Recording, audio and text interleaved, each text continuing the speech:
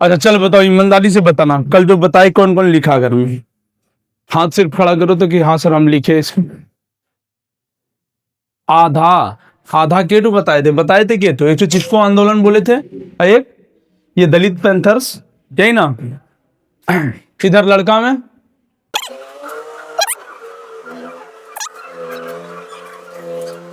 चलो एक कोशिश करना कि बात विचार ज्यादा ना करें, ठीक, समझने का प्रयास करें। इस चैप्टर में हम लोग पढ़ क्या रहे हैं? हम लोग पढ़ रहे हैं कि भारत में लोकतंत्र को मजबूत करने में किस तरह से लोगों ने जनसंघर्ष किया है, ठीक, और उस जनसंघर्ष के बाद क्या क्या बदलाव हुआ। तो पहला हम लोगों ने भारत में आंदोलन कौन सा देखा? बिहार छात्र आंदोलन। दूसरा कौन सा? आ जाओ, चिपको आंदोलन। तीसरा कौन सा? एक तो और था दलित पैंथर्स वाला, कौन था? हाँ। अब है भारतीय किसान यूनियन के बारे में, थोड़ा एकदम बोले कि चुपचाप ध्यान से सुनना, ठीक ना, समझ में सब चीज आ जाएगा, ठीक। अच्छा आपको ये तो पता है कि हमारे भारत में हरित क्रांति जो है वो 60 के दशक में आया था। कब आया था? हाँ, हरित क्रांति क्या होता है? हरित क्रांति से आप क्या समझते हैं? फसलों से संबंधित था। क्या था संबंधित? कृषि को आधुनिक तरीके से करने की पद्धति, जिसमें कि सिंचाई की अच्छा व्यवस्था हो, रासायनिक उर्वरक का प्रयोग किया गया, नए नए यंत्रों का प्रयोग किया गया, ठीक, जिससे कि फसलों का पैदावार काफी बढ़ गया, ठीक ना, भारत में फसलों का पैदावार में बढ़ोतरी हो गया। इन नए नए चीजों के प्रयोग के बाद भारत की कृषि व्यवस्था बहुत अच्छा हो गया, ठीक।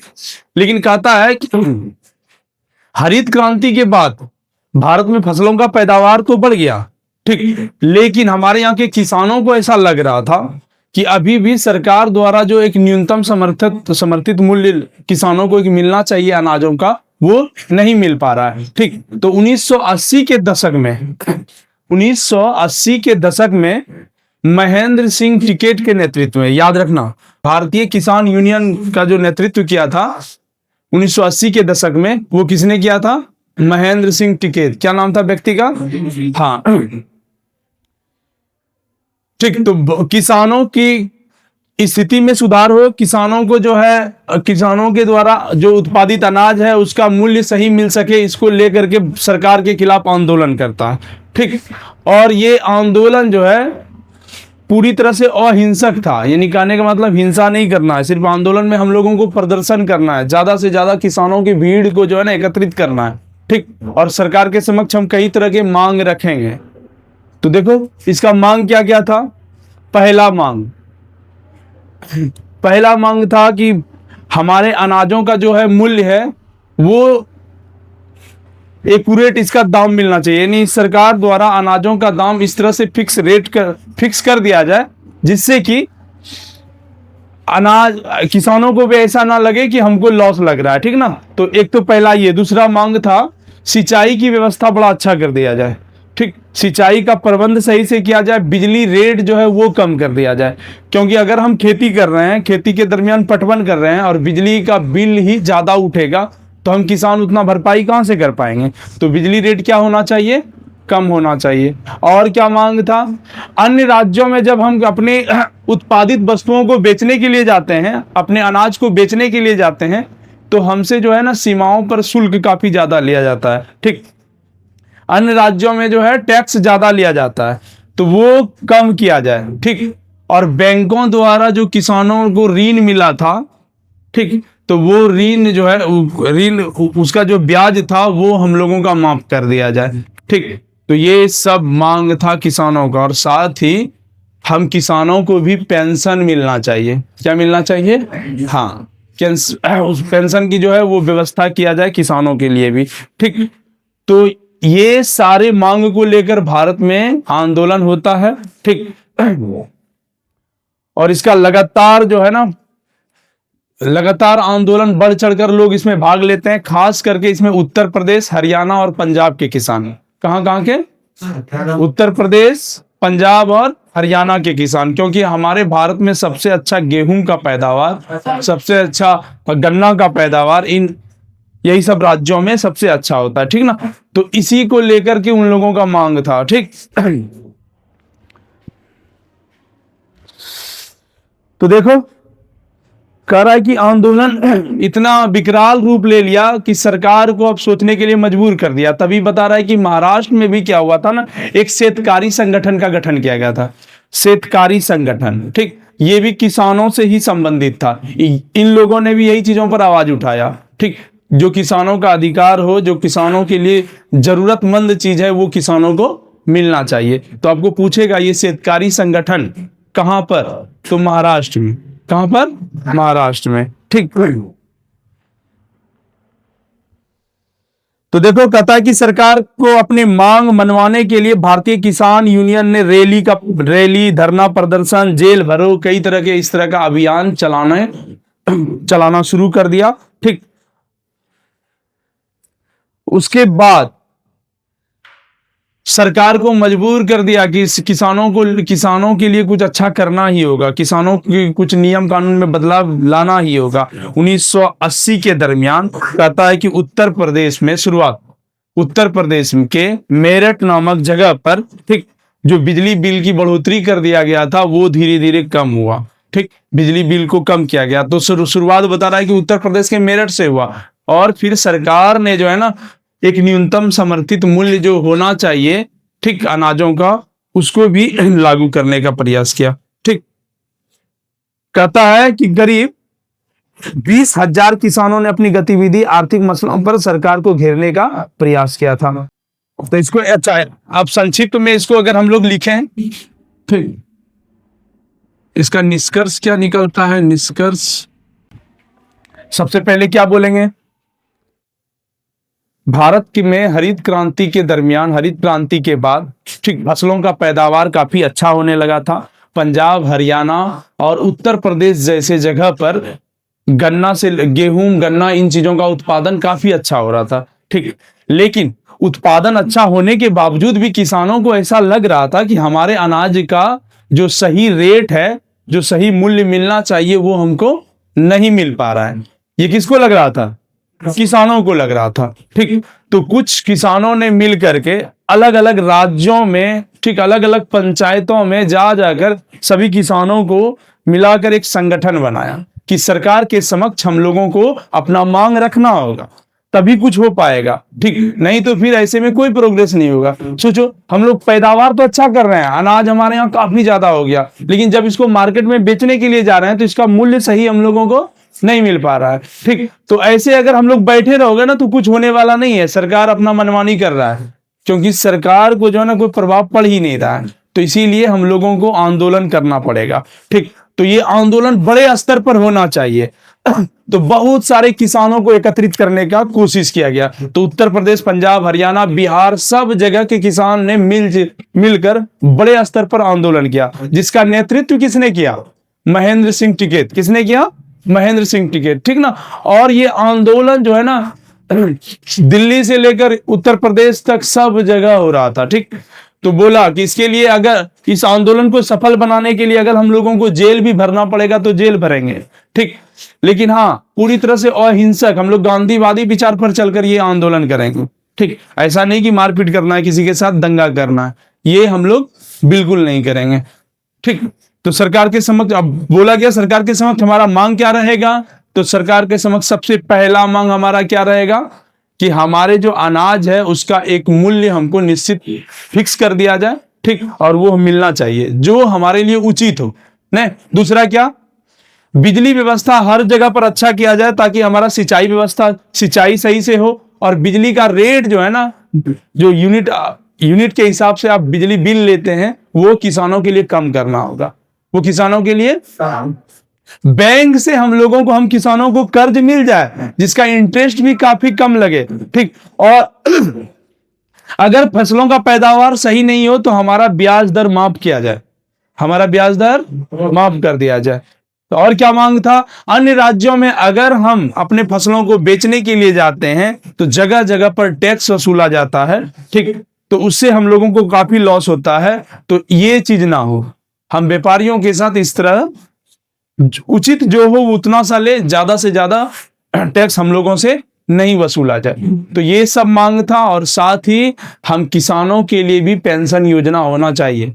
ठीक, आप सरकारी नौकरी करने वाले या फिर कहीं और प्राइवेट संस्था में भी काम कर रहा है तो उन लोगों को रिटायर होने के बाद कुछ पेंशन दिया जाता है। ठीक, लेकिन हम किसानों को कुछ नहीं मिल पाता है। बूढ़े होने पर जब एक किसान जब बूढ़ा हो जाता है तो उसको कोई तरह का लाभ नहीं मिल पाता है। ठीक, कि वो अपने बुढ़ापे फिर कैसे काटेंगे। तो ऐसे में सरकार के द्वारा किसानों को भी कुछ पेंशन देना चाहिए। तो ये सब किसका मांग था?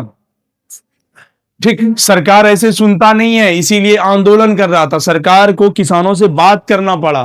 ठीक, और फिर बता रहा है कि धीरे धीरे इन चीजों में सरकार ने सुधार किया।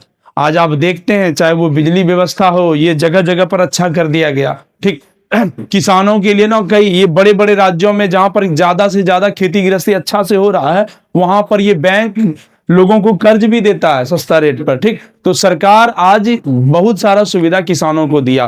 तो ये अगर मांग किसान नहीं रखते तो शायद हम किसानों के प्रति सरकार में ये उदारवादी भावना नहीं आता। ठीक, तो ये था भारतीय किसान यूनियन के द्वारा किया गया आंदोलन। ठीक, तो इतना सा याद रहेगा, हम पुनः रिपीट किए, यही चीजों को अपने भाषा में लिखना ही है। ठीक, किताबी भाषा एकदम नहीं। ठीक, सिर्फ याद रखना है शुरुआत कहां से करना है हम लोगों को? हरित क्रांति से।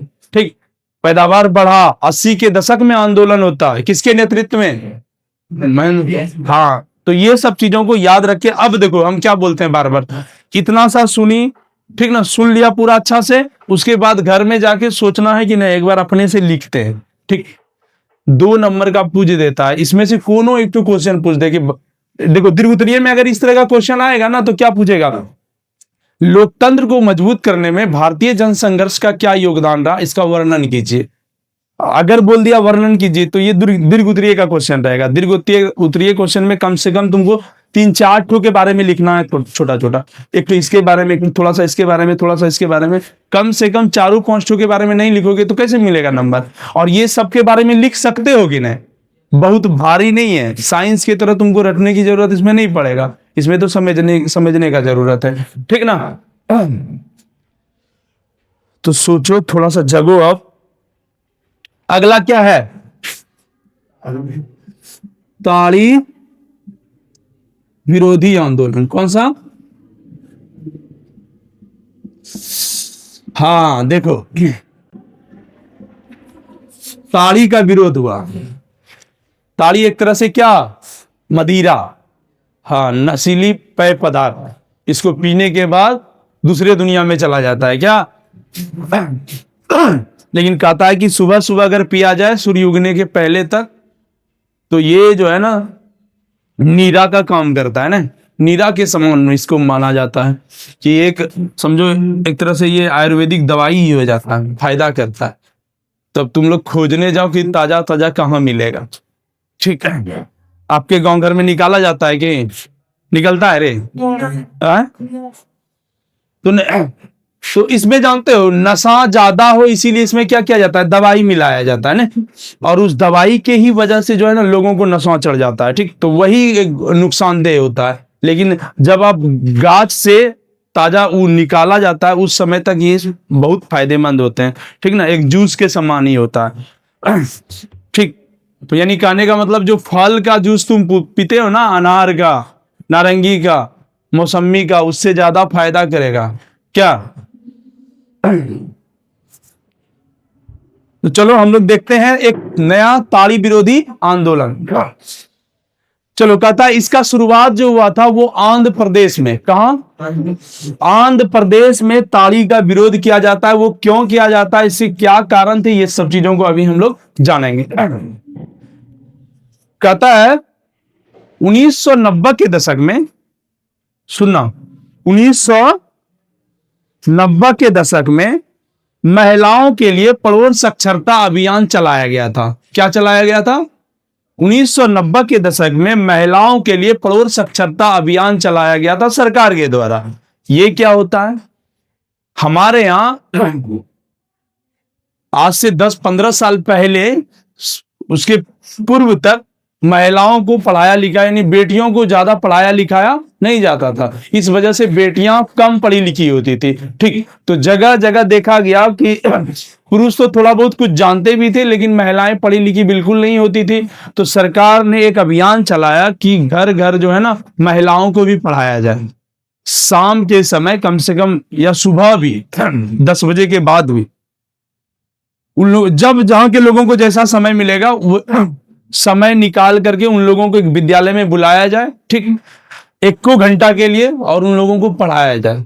घर की वो महिलाएं जो घर का कार्यभार करती है, वो अपना काम धंधा समेट करके 1 घंटा 2 घंटा के लिए आए, ठीक, और धीरे धीरे कम से कम वो साक्षर हो जाए, नहीं, अक्षर का ज्ञान हो जाए। इसके लिए ये अभियान सरकार द्वारा चलाया गया था। ठीक, तो ये कब? 1990 में। ठीक, तो बता रहा है कि आंध्र प्रदेश के एक गांव था दुबरगंटा। कौन सा गांव? देखो तुम्हारी किताब में दिया है, नेल्लोर जिला में पड़ता था। कौन जिला में पड़ता था?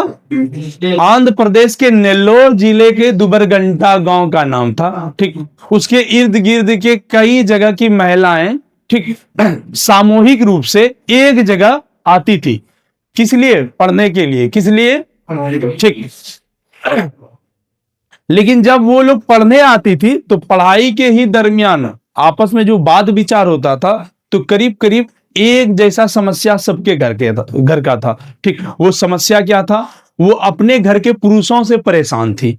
ठीक, क्योंकि उसके गांव समाज के लोगों को, खास करके पुरुष वर्ग के लोगों को पूरी तरह से ताड़ी का लत, यानी एक तरह से नशा का लत लग चुका था। ठीक, और नशा का अगर आप आदी हो चुके हैं, रोज आप दारू पीते हैं, ठीक ना, या फिर कोई भी नशीली चीजों का रोज आप सेवन करते हैं, तो इससे आपका शरीर और आपकी मानसिकता दोनों कमजोर हो जाता है। ठीक, आप शारीरिक रूप से भी कमजोर हो जाइएगा और मानसिक रूप से भी कमजोर हो जाइएगा। ठीक, तो लगातार वो लोग भी अपने घर में अगर ये जो दारुओं का, ये ताड़ियों का सेवन कर रहा था ना, तो शारीरिक रूप से कमजोर हो गया था। अब सोचो, महिलाएं जो है घर की उतना साक्षर नहीं है, ठीक, उसको आप जो है घर से निकलने ही नहीं देते हैं काम काज के लिए। आप पुरुष हैं और आप जो है पी खा के ही अपने में व्यस्त रहते हैं। ठीक, आप शारीरिक रूप से इतना कमजोर हो चुके हैं कि कोई हार्ड कार्य कर ही नहीं पा रहे हैं, तो जिससे कि घर की आर्थिक स्थिति लोगों का खराब हो रहा था।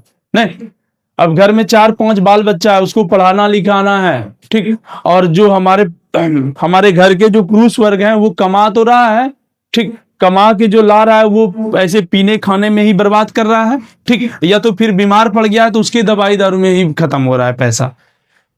ठीक, तो ये करीब करीब सब घर की स्थिति ऐसा ही हो गया था। तो अब घर में पूरा घर के अंदर की जो जिम्मेवारी होती है वो हमारे माँ बहनों की होती है, क्या, कि कैसे पुराना है। ठीक, अब उसके पास पैसा ही नहीं आएगा तो पूरा घर को कैसे चलाएगी। तो ये समस्या कहां पर? आंध्र प्रदेश। कहां पर? तो ऐसे में महिला लोग बैठकर इन्हीं बातों को लेकर चिंतन कर रही थी कि आखिर इसमें क्या किया जाए, कैसे सुधार आएगा। ठीक ना, हर घर की स्थिति तो यही है, बोलने पर अगर ज्यादा बोलते हैं तो फिर मारो लगता है, नहीं, नशा में रहेगा, उसके सामने ज्यादा कुछ बोलोगे तो फटाक से लाठी उठा लेगा। ठीक, और उस समय वो कुछ नहीं समझेगा, माथा में लगा कि कहीं हाथ टूटा, उस बाद में ही देखा, होश आएगा तब तुमको हॉस्पिटल लेके जाएगा, लेकिन उसके पहले डंगा दिया। नहीं, तो जितना भी महिला वहां पर आ रही थी तो सब मिलकर इन्हीं चीजों को लेकर बात कर रही थी कि इसका समाधान क्या होगा। तो उन लोगों के ही मन में विचार आया कि क्यों ना हम लोग मिलकर अपना एक मजबूत संगठन बनाते हैं, ठीक, और पूरे गांव में विरोध करेंगे कि हमारे गांव में नशीली चीज कुछ मिलना ही नहीं चाहिए। ताड़ी का दुकान जहां जहां लगता है उसका हम लोग विरोध करेंगे। नहीं, अपने गांव घर में ताड़ी का बिक्री पर पूरी तरह से प्रतिबंध लगाएंगे। ठीक, तो देखते ही देखते कहता है कि पूरे आंध्र प्रदेश के 5000 गांव, कितना, हाँ, 5000 गांव की महिलाओं ने इस विरोध में महिलाओं का साथ दिया। अलग अलग गांव से आकर, ठीक, सभी महिलाएं एकत्रित होकर इस आंदोलन को सफल बनाने में साथ दिया। अपने यहाँ के जो डीएम थे उनको आवेदन किया कि हमारे यहाँ ये नशीली चीजों को पूरी तरह से प्रतिबंधित किया जाए, ठीक ना, रोका जाए। देखते ही देखते पूरा आंध्र प्रदेश में ये आंदोलन होने लगा, ठीक ना। और महिला सिर्फ ताड़ी विरोधी आंदोलन तक ही सीमित नहीं रह गई, अब धीरे धीरे वो उसका संगठन जब मजबूत हो गया ना, आंदोलन जब बड़े स्तर पर होने लगा ना, हर जगह के, चाहे वो स्थानीय सरकार हो, राज्य की सरकार हो या केंद्र की सरकार हो, सबको लगने लगा कि ये तो बहुत बड़ा काम कर रही है ये लोग, ठीक। अब उसकी मांग जो है ना सरकार तक पहुंचने लगा। सरकार को भी लग रहा था कि अगर इसके मांग को नहीं स्वीकार किया गया तो हो सकता है कि देश में एक बड़ा जन आक्रोश हो जाए। कह रहा है कि महिलाएं सामाजिक और आर्थिक और राजनीतिक, अब हर तरह की चीजों में वो मांग कर रही थी, ठीक। कहता 1990 के दशक आते आते महिलाएं अब राजनीतिक में भी अपने प्रतिनिधित्व की बात करने लगी कि राजनीति में महिलाओं की भी भागीदारी समान होना चाहिए, हर जगह से महिलाएं भी चुनाव लड़े। शुरुआत हुआ था कहां से? ताड़ी विरोध आंदोलन से। महिलाओं का संगठन बड़ा हुआ, अब वो सरकार के समक्ष अलग अलग तरह की मांग रख रही थी, और एक राज्य से शुरू हुआ, अन्य राज्यों की भी महिलाएं इस तरह से जागरूक हुई कि हमें भी इस तरह का आंदोलन करना चाहिए, हमारे समाज में भी ऐसे लोग हैं, ठीक। इस तरह के लोगों में समस्याएं हैं। 1900, अच्छा उसके बाद हम लोग आगे चलकर जो देखते हैं 73वां और 74वां संविधान संशोधन के तहत पंचायती राज व्यवस्था में ने और उसके बाद नगरीय शासन व्यवस्था में, दोनों जगह पर आपने देखा कि महिलाओं को आरक्षण दिया गया ने, किसमें? चुनाव में, ने कि चुनाव में अब महिलाओं की भागीदारी, हमारे राज्य में तो कितना 50%, कितना, अन्य जगह पर भले 33%, लेकिन बिहार में कितना, हाँ। तो ये जो आरक्षण मिला चुनाव लड़ने को लेकर, ठीक ना, अलग अलग चीजों में जो भागीदारी मिलने लगा, वो इसी प्रकार से महिलाएं धीरे धीरे सफल हुई, ठीक। और देखो सरकार हर महिलाओं की जो भी मांग थी उसको जो है मानना ही पड़ा सरकार को, ठीक। उसको लेकर के अलग अलग नियम कानून सरकार को बनाना ही पड़ गया। तो ये था ताड़ी विरोधी आंदोलन का सफलता, ठीक। तो इसमें आपको मेन चीज याद क्या क्या रखना है कि ताड़ी विरोधी आंदोलन किस राज्य में हुआ था? आंध्र प्रदेश। आंध्र प्रदेश के कौन से जिला में? नेल्लोर जिला। गांव का नाम क्या था? दुबरघंटा। गांव का नाम क्या था? हाँ, उस गांव के आसपास की जितने भी अलग अलग गांव थे, सब जगह की महिलाएं मिलकर एकत्रित हुई थी। अच्छा, ये एकत्रित किस प्रकार हुआ?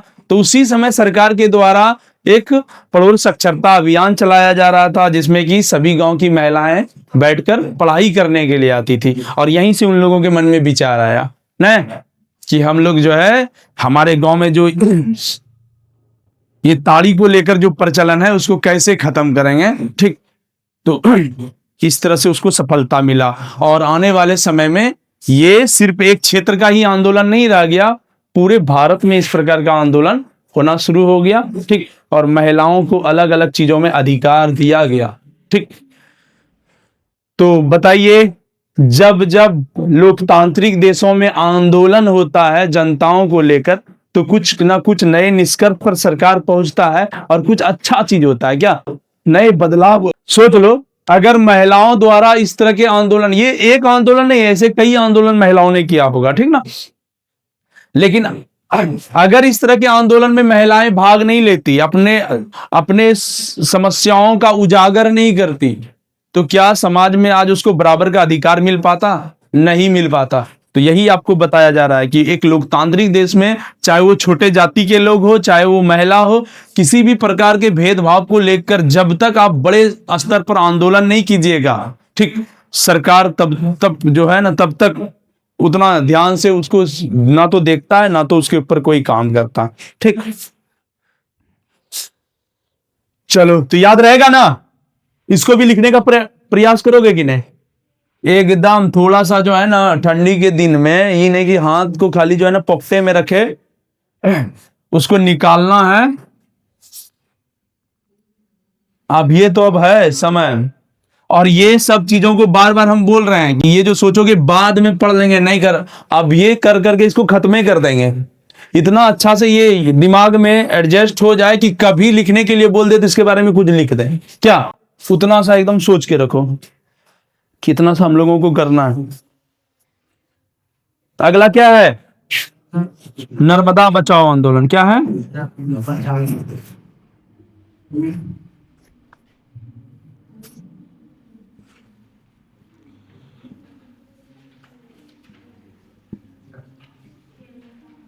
चलो ध्यान है ना, नर्मदा बचाओ। नर्मदा किसका नाम है रे? ऐसे लड़कियों का भी नाम रहता है ना, लेकिन नर्मदा हमारे भारत में एक नदी है, दक्षिण भारत की नदी न। ये मुख्य रूप से नर्मदा नदी का पानी गुजरात, महाराष्ट्र, मध्य प्रदेश न, गुजरात, महाराष्ट्र, मध्य प्रदेश, इन सब राज्यों को नर्मदा नदी इन्हीं सब राज्यों से होकर गुजरा हुआ है। ठीक, अब देखो यहां हम लोग समझने का प्रयास क्या करेंगे कि नर्मदा बचाओ आंदोलन क्या था। ठीक, यहां क्या हुआ था नर्मदा नदी को लेकर के। देखो सरकार चाह रहा था कि भारत में उद्योग कल कारखाने सब ज्यादा से ज्यादा डेवलप हो। ठीक, अच्छा उद्योग कल कारखानों सबको चलाने के लिए ना बिजली की आवश्यकता पड़ती है ना, तो बिजली ज्यादा से ज्यादा कैसे प्रबंध होगा, तो ऐसे में बहुत सारी बड़ी बड़ी नदियों पर बांध बनाया जा रहा था ने, और बांध बना करके उससे फिर बिजली का पैदा किया जाता है। आज आपके भारत में कई ऐसे बांध हैं जो बिजली का उत्पादन कर रहा है। जल विद्युत का उत्पादन ज्यादातर इन नदियों पर बांध बनाकर ही किया जाता है। ठीक, क्योंकि सिर्फ कोयला से अगर बिजली का उत्पादन किया जाए तो कोयला बचेगा ही नहीं। फिर हमारे भारत में ज्यादा कहां, पश्चिम बंगाल और झारखंड और पश्चिम बंगाल जैसे जगह पर कोयला है, तो पूरी तरह से खत्म हो जाएगा। इसीलिए सिर्फ कोयला पर डिपेंड होकर नहीं हो सकता। तो ऐसे में जल विद्युत की उत्पत्ति अब भारत में ज्यादा होने लगा। तो सरकार का यही सोच था कि नदियों पर बांध बनाकर, ठीक, अच्छा आपको पता है कि नदी, इन बांध को ही बहुउद्देशीय परियोजना भी कहा जाता है। क्यों कहा जाता है? क्योंकि अगर एक बड़ी नदी पर इस तरह का बांध बनाया जाता है तो उससे एक तो पहले बिजली उत्पादन हो जाएगा, दूसरा क्या हो जाएगा, सिंचाई का व्यवस्था हो जाएगा।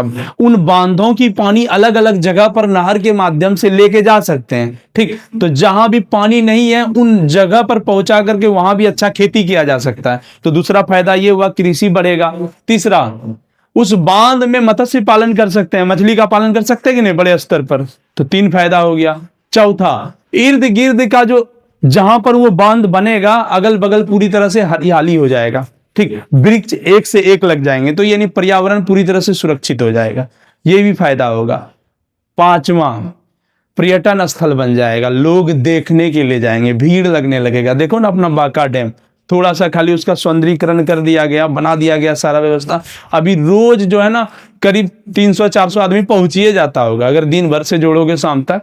तो एक तो वो पर्यटक स्थल, तो कितना फायदा हो गया, इससे लोगों का कमाई भी बढ़ जाता है। ठीक, जहां पर लोग पहले जा नहीं रहते अब वहां रोज हजारों लोग अगर पहुंच रहा है, तो सोचो आवागमन के लिए गाड़ियां चलने लगा, वहां लोग दुकान खोल के बैठ गए, तो कितना फायदा होने लगा। हुआ कि नहीं हुआ, लोगों को रोजगार भी उपलब्ध हुआ।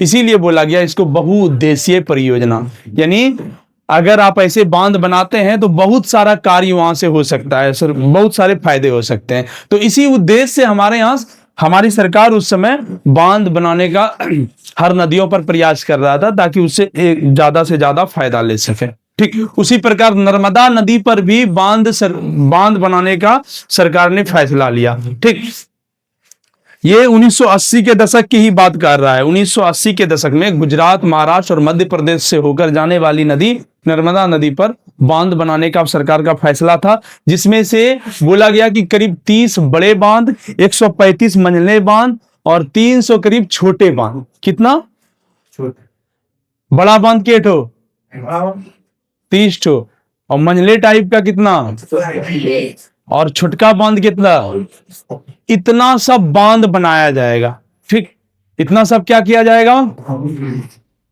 अच्छा, अगर नदियों का इस तरह से बहाव हो रहा है और जगह जगह पानी को थोड़ा सा हम लोग यहां पानी का कटाव करके इधर एक बांध बना दिए, फिर इधर एक बांध बना दिए, ठीक, फिर इधर एक बांध बना दिए, इस तरह जगह जगह पर अगर आप बांध बनाइएगा तो पानी का जो बहाव है, ठीक, तो उस पर असर पड़ेगा कि नहीं पड़ेगा। पानी है जो इधर जा रहा था आप यहां खींच लिए, तो पानी जो जितना तेज गति से इधर जा रहा था या जितना पानी का बहाव इधर हो रहा था वो अब कम हो जाएगा। फिर यहां पर भी रोके आप, फिर आगे रोके। तो इस तरह की नदियों की जो जलधारा है, जो बहाव की दिशा है, ठीक, वहां पानी कम होने लगेगा। हो सकता है कि अंतिम छोर तक पानी जाए भी नहीं, ठीक, लोगों को ये भी दिक्कत हो सकता है। तो एक तो ये दिक्कत हुआ, बांध बनाने से फायदा भी है तो बांध बनाने से नुकसान भी है, ठीक ना, दोनों चीज है। अब दूसरा क्या, जहां पर ये बड़े स्तर का बांध बनाया जाएगा, बड़ा बांध समझते हो, ये जो हम लोगों के यहाँ बांध है वो सब समझो मंझला है, नहीं मंझले या फिर छोटे स्तर पर। चांदन वाला जो बांध है वो सब समझो है बड़े स्तर का, उससे भी और बड़ा सब बांध होता है, ठीक।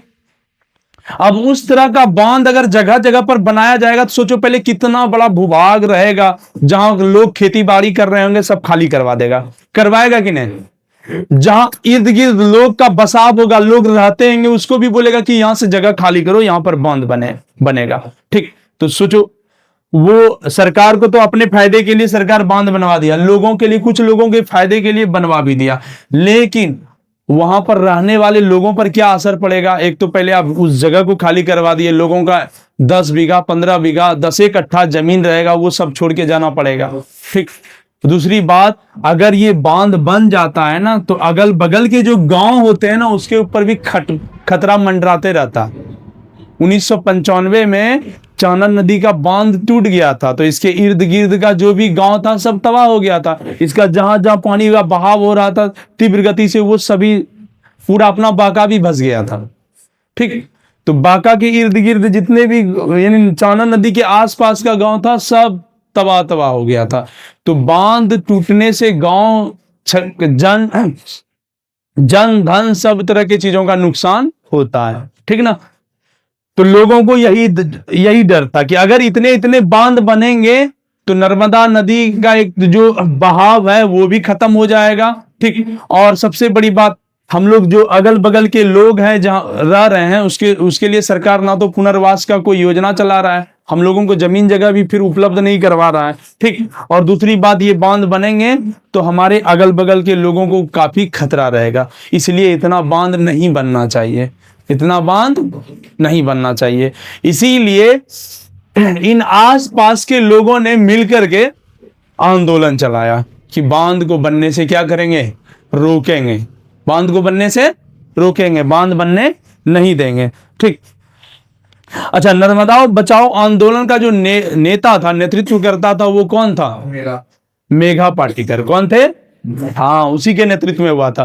अब कहने का मतलब, लोगों को जब तक जाके जागरूक नहीं करोगे, उसको बताओगे नहीं कि आपको देखिए क्या समस्या होने वाला है, तब तक आपके साथ खड़ा नहीं होगा।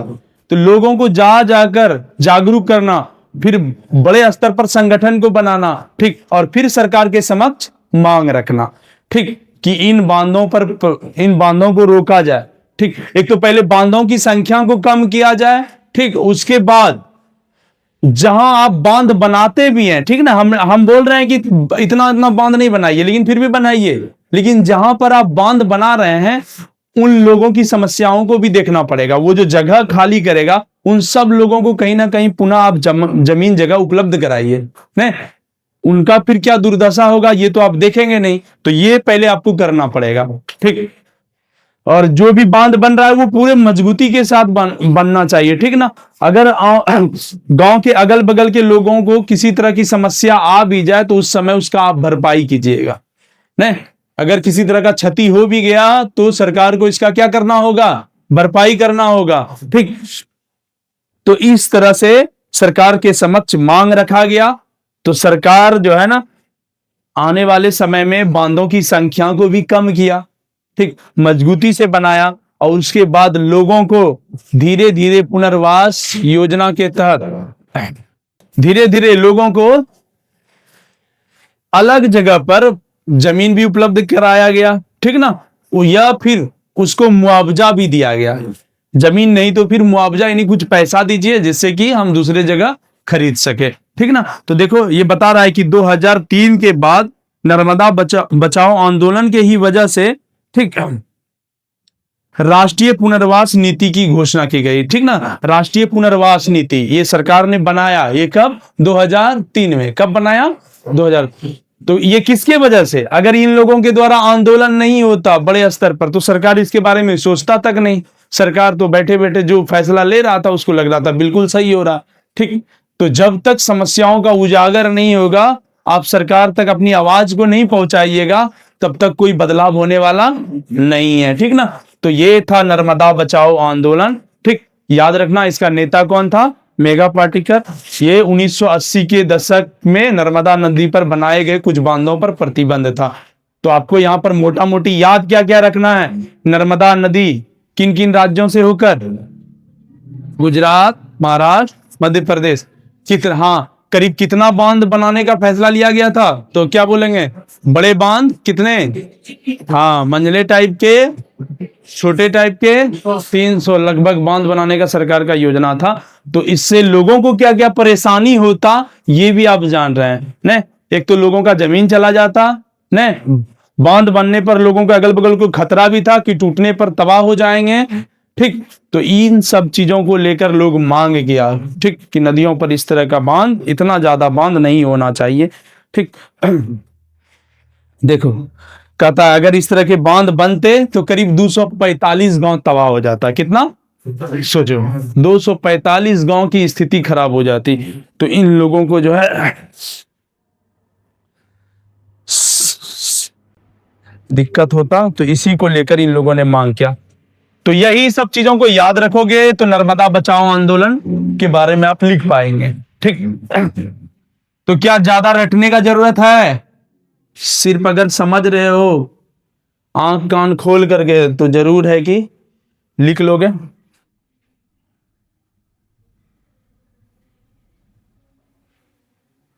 अगला क्या है, सूचना के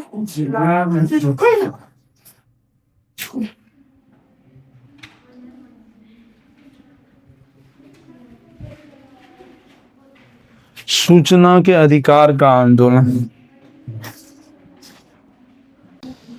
चलो देखो ये तो बहुत अच्छा चीज है, और ये इस आंदोलन से लोगों को क्या फायदा हुआ वो तो अभी भी हम लोग देख सकते हैं। ठीक, आप एक हॉस्पिटल में अभी मान लीजिए जाते हैं तो हॉस्पिटल में आज कौन कौन डॉक्टर बैठेगा इसका भी पूरा रिपोर्ट तैयार करके पहले ही दे दिया जाता है कि आज कौन से डॉक्टर बैठेंगे, ठीक ना, कब तक बैठेंगे, ठीक, कल क्या। उसके बाद आप स्कूल में भी देखते होंगे, सरकारी स्कूल में मध्याह्न भोजन को लेकर के भी एक मेन्यू तैयार कर दिया जाता है कि बच्चों को क्या क्या, सोमवार को क्या खिलाया जाएगा, मंगलवार को क्या, पूरे साप्ताहिक एकदम लिस्ट तैयार कर दिया जाता है। तो आज के डेट में चाहे वो पंचायत में किसी भी प्रकार की योजना आ रहा हो, ठीक, तो उस पंचायत का मुखिया हो, वार्ड हो, ठीक, या नगरों में क्यों ना कोई सरकार के द्वारा नया योजना आया हो, तो आम लोगों को बताना पड़ता है।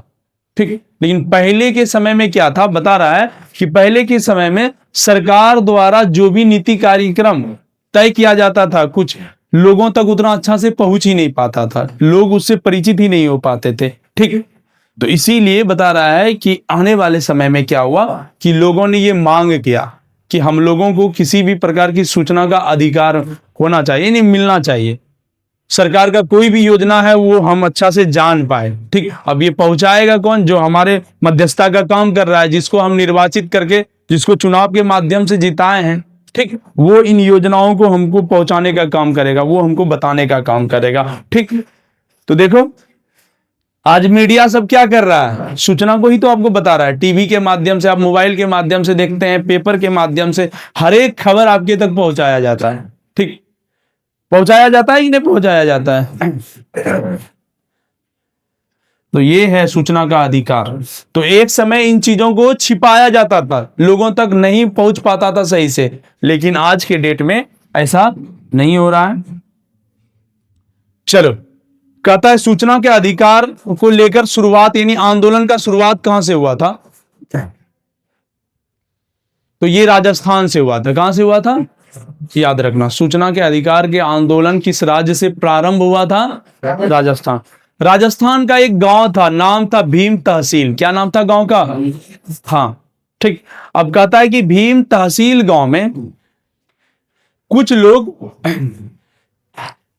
यानी कहने का मतलब कुछ काम करने वाले लोग थे, मजदूर वर्ग के लोग थे, वो लोग काम किए, ठीक, और उसके बाद वो जहां काम कर रहे थे ना, उसको ऐसा लग रहा था कि हमारा जो मंथली या फिर जो दैनिक वेतन है वो कुछ ज्यादा ही है, लेकिन ये जो ठेकेदार लोग हैं ये कम दे रहा है ना, इसके माध्यम से हमको जो पैसा मिल रहा है वो कम मिल रहा है। ठीक, तो इसीलिए उन लोगों ने मांग किया कि जो ऊपर से पैसा आया हुआ है हमारे काम के लिए, ठीक, वो उसका एक लिस्ट दिखाइए, वेतन का जो है लिस्ट, वो हम देखना चाहते हैं कि सरकार कितना हम लोगों के लिए निर्धारित किए हैं और आप कितना दे रहे हैं। तो वहां की जो समझो उस विभाग के जो लोग थे, उसने बोला कि नहीं, ऐसा नहीं होता है, तुम लोगों को नहीं दिखाया जाएगा। ठीक, तो जो काम आपको दिया जा रहा है वो सिर्फ करना है आपको। ठीक, देखो कहता है एक किताब में, देखो बीच में इधर नोट्स में दे दिया है, सूचना के अधिकार आंदोलन की शुरुआत 1990 के समय में। किस समय?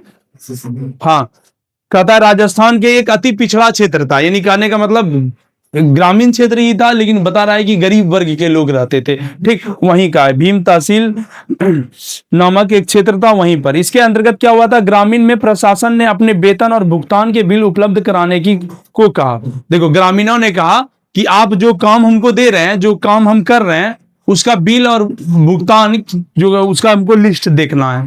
ठीक, कि सरकार के द्वारा कितना सा, यानी हम लोगों को क्या वेतन दिया जा रहा है, उसको लेकर हमको देखना है। ग्रामीणों को लग रहा था कि उन्हें दी गई मजदूरी में भारी घोटाला हो रहा है या घपला हो रहा है, यही दे रहा है ना। गांव के लोगों को ऐसा फील हो रहा था कि हमको जो ये वेतन दे रहा है काम के बदले, ये काफी कम दे रहा है, सरकार के द्वारा हमको लगता है इससे ज्यादा ही कुछ पैसा दिया गया है, लेकिन ये लोग कटौती कर रहा है, घपला कर रहा है। ठीक, तो इसी को लेकर यहीं से आवाज उठाया जाता है। तो याद रहेगा, सूचना के अधिकार का आंदोलन का प्रारंभ किस राज्य से? राजस्थान से। ताड़ी विरोधी आंदोलन किस राज्य से? नर्मदा बचाओ आंदोलन में कितने कौन कौन राज्य? बिहार छात्र आंदोलन का प्रारंभ कहां से? नेतृत्वकर्ता कौन था बिहार छात्र आंदोलन का? जयप्रकाश नारायण। ताड़ी विरोधी आंदोलन लगभग कब? 1990 से, यानी प्रारंभ 92 पे ये चरम सीमा पर था, 1992 से। ठीक ना, चलो इसी तरह से हर चीजों को याद रखेंगे। तो देखो, राजस्थान के इस छोटे से गांव से धीरे धीरे, देखो जब ये प्रशासन विभाग के लोगों ने बात नहीं माना, तो राजस्थान के बता रहा है इस छोटे से गांव के लोगों ने धीरे धीरे एक संगठित होकर बोला कि नहीं, हम जो है ना इन चीजों का बहिष्कार करेंगे, इसके खिलाफ आंदोलन करेंगे। ठीक, काम को रोकेंगे, काम नहीं करेंगे, और बोलेंगे कि हमको जो है ना इन चीजों के बारे में बताया जाए, जब तक हम लोग नहीं जानेंगे तब तक काम नहीं करेंगे। ठीक ना, और इसके बाद कहता है 1994, सुन रहे, 1994 और उसके बाद 1996 में जन आंदोलन की सुनवाई का आयोजन किया जाने लगा। देखो आगे चलकर बता रहा है 1994 से लेकर 1996 तक जनता की जो आवाज थी, जनता की जो मांग थी, उसकी सुनवाई अब सरकार करना शुरू कर दिया कि आखिर समस्या क्या है। ठीक, तो 1994 से 96 के बीच धीरे धीरे बोल सकते हैं कि ये आंदोलन धीरे धीरे विकराल रूप ले रहा था। ठीक ना, आंदोलन अब सरकार तक ये खबर पहुंच रही थी कि लोग इस वजह से आंदोलन कर रहे हैं। देखो आने वाले समय में 1996 में आपको बता रहा है कि सूचना के अधिकार को लेकर दिल्ली में राष्ट्रीय समिति का गठन किया गया। दिल्ली में राष्ट्रीय समिति का गठन कब किया गया? क्या हुआ दिक्कत प्रीतम? हाँ,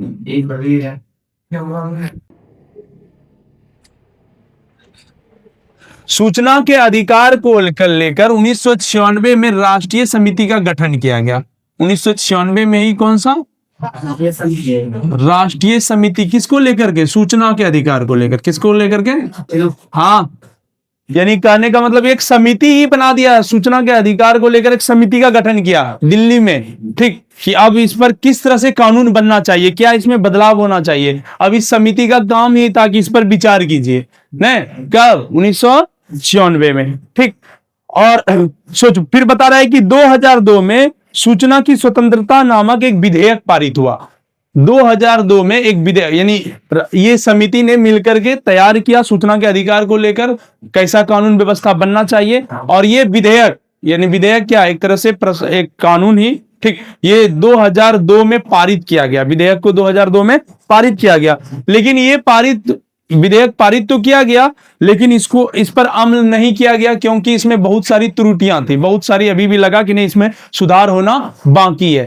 पुनः ये जो है ना 2004 में, कब पुनः 2004 में ये भारतीय संसद में पारित किया गया। देखो, आप जानते हैं कि किसी भी नियम कानून को देश में बनाने के लिए सबसे पहले संसद में इस पर बहस होता है, वहां अगर पारित होता है तभी राष्ट्रपति स्वीकृति देते हैं ना, तभी वो फिर नियम बन जाता है, तभी वो हमारे लिए संविधान बन जाता है। ठीक, तो उसी प्रकार बता रहा है 2004 में फिर क्या हुआ, इसको संसद में पारित किया गया। संसद में पारित करने पर इस पर बहस होता है, ठीक, इसको मान लिया जाता है, बहुमत मिल जाता है और फिर राष्ट्रपति की स्वीकृति हाँ मिल जाता है। तो राष्ट्रपति की स्वीकृति जैसे ही प्राप्त होता है उसके बाद समझो ये नियम बन गया। और उसी समय से 2005 में बता रहा है राष्ट्रपति की स्वीकृति मिला और इस अधिनियम को पारित कर दिया गया, यानी नियम ये कानून बन गया। तो आपको पूछेगा सूचना के अधिकार अधिनियम कब बना, ठीक ना, कब पारित हुआ,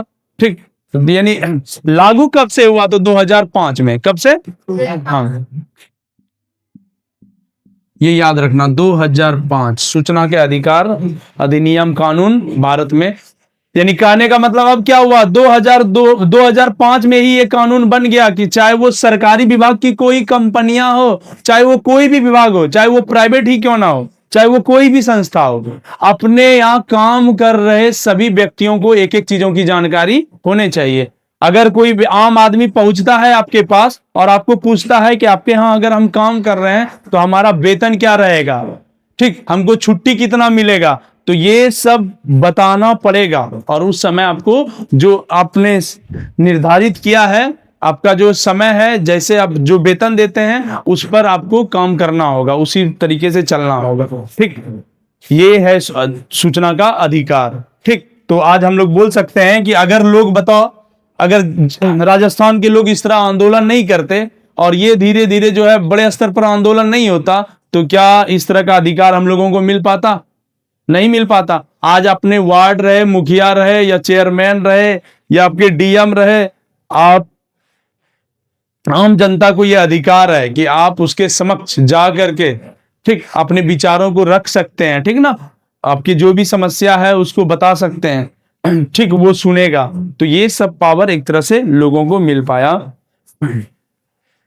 तो ये सारा आंदोलन कहां? अपने भारत में, नहीं, और ये बता रहा है इस तरह के आंदोलन होने से हमारे भारत का लोकतंत्र मजबूत हुआ। कहां का? हमारे भारत का। सोचो ना, अलग अलग तरह का ये आंदोलन था, ठीक। एक तो पहले राजनीति को प्रभावित, यानी राजनीति गलत तरीके से हो रहा था, इसको लेकर के आंदोलन हुआ। पर्यावरण से संबंधित था, वृक्षों की कटाई हो रही थी, उसको लेकर के हुआ, ठीक। उसके बाद एक और था दलित पैंथर्स पार्टी वाला, कौन सा? हाँ, दलित पैंथर्स पार्टी को लेकर। यहां आप देखें कि छोटे जाति को जो है ना बड़ा परेशान किया जा रहा था, न, राजनीति में उसकी कोई पहुंच नहीं थी, उसको लेकर के आंदोलन हुआ, तो इसमें भी बदलाव हुआ। उसके बाद आप देखें कि भारतीय किसानों के साथ अलग अलग तरह का समस्या था, नहीं, इन्होंने भी अपना मांग रखा और देश में आज किसानों की स्थिति भी बहुत तरीके से इसमें सुधार हुआ।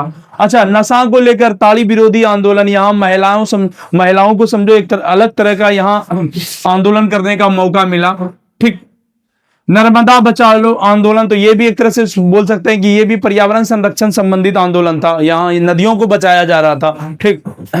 और सूचना के अधिकार संबंधित, यानी आम लोगों को जो है ये अधिकार है कि देश में हो रहे किसी भी प्रकार के कार्य की सूचना आम जनता तक पहुंचना चाहिए, ठीक। लोगों को हर ये इन चीजों के अधिकार है।